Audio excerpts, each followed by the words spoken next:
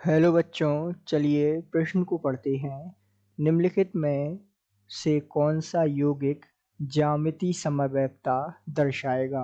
आपको विकल्प दिए हुए हैं। विकल्प ए में आपको दिया हुआ है सी, द्विबंध सी और एक कार्बन से जुड़ा हुआ है हाइड्रोजन तथा CH3 समूह तथा दूसरे कार्बन से जुड़ा हुआ है हाइड्रोजन तथा CH3 समूह।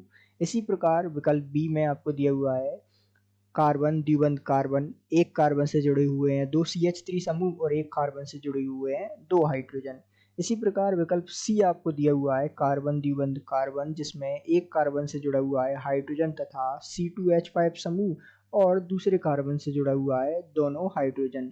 तो इस प्रकार विकल्प डी आपको दिया हुआ है कार्बन, जिस पे एक कार्बन से जुड़ा हुआ है CH3, H फिर जो है एकल बंध, फिर कार्बन और इस कार्बन से जुड़ा हुआ है हाइड्रोजन, फिर द्विबंध कार्बन और उस कार्बन से जुड़े हुए हैं दोनों हाइड्रोजन। तो इस प्रकार आपको 4 विकल्पों में 4 संरचनाएं दी हुई है, जिसमें हमसे पूछा है कि कौन जो है ज्यामितीय समव्यवता दर्शाएगा। तो ज्यामितीय समव्यवता दर्शाने के लिए आइए सबसे पहले इस प्रश्न की मुख्य अवधारणा को समझते हैं और फिर विस्तार पूर्वक इस प्रश्न को व्याख्या के साथ समझते हैं और इसके सही विकल्प का चुनाव करते हैं। तो यहाँ इस प्रश्न को समझने के लिए हमें सबसे पहले ज्यामितीय समव्यवता की बात करते हैं। तो मुख्य अवधारणा के रूप में आइए हम समझते हैं ज्यामितीय समव्यवता। तो ज्यामितीय समव्यवता सामान्य रूप से क्या होती है? ये जो है सिस तथा ट्रांस कार्बन के अर्थात सिस रूप तथा ट्रांस रूप के बीच होती है। तो इसे हम सिस ट्रांस समव्यवता के नाम से भी जानते हैं। इसी प्रकार यदि हम बात करें तो ज्यामितीय समव्यवता जो है हम किन किन के बीच में देखते हैं? कार्बन तथा कार्बन के बीच में जो है द्विबंध युक्त जो होता है उस संरचना में हम जो है ज्यामितीय समव्यवता देखते हैं, अर्थात कार्बन तथा कार्बन के मध्य द्विबंध होना चाहिए। इसी प्रकार ज्यामितीय समव्यवता की एक महत्वपूर्ण शर्त क्या है? ये जो है महत्वपूर्ण शर्त है। तो ये क्या है कि एक ही कार्बन पर दो समान समूह वाला यौगिक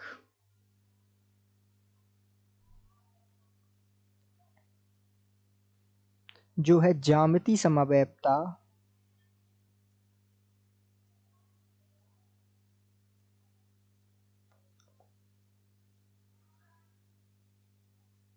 नहीं दर्शाता है।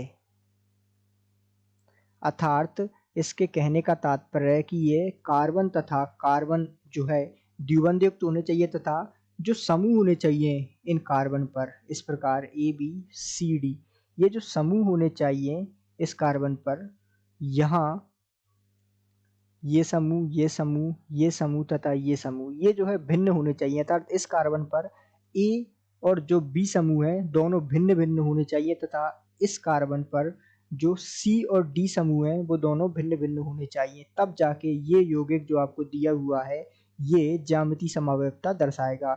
और यदि हम बात करें कार्बन कार्बन यदि ये A और यहाँ जुड़ा हुआ है A, यहाँ जुड़ा हुआ है B और यहाँ जुड़ा हुआ है D, तो ये जो है ज्यामितीय समव्यवता नहीं दर्शाएगा।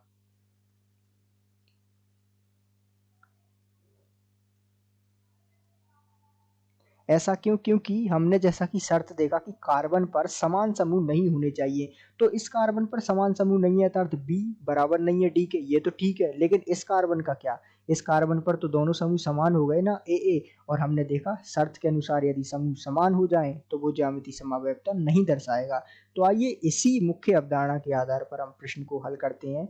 अब यहाँ ध्यान दीजिएगा, यहाँ जो है इस कार्बन की बात करें तो इस कार्बन पर हाइड्रोजन और एक जुड़ा हुआ है CH3 अर्थात मैथिल समूह, और इस कार्बन पर हाइड्रोजन और CH3 समूह, तो दोनों कार्बनों पर जो समूह जुड़े हुए हैं वो भिन्न भिन्न है। तो अर्थात ये ज्यामितीय समव्यवता दर्शाएगा। और यदि बात करें विकल्प बी की तो ये CH3 और ये CH3 इस कार्बन पर समान समूह हो गए, तो ये जो है ज्यामितीय समव्यवता नहीं दर्शाएगा।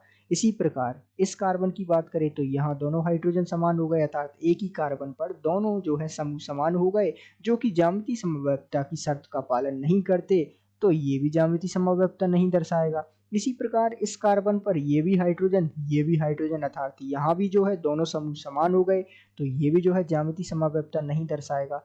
तो अर्थात यदि हम देखें तो ज्यामितीय समव्यवस्था कौन दर्शा रहा है? विकल्प ए में जो आपको दिया हुआ है, क्या दिया हुआ है?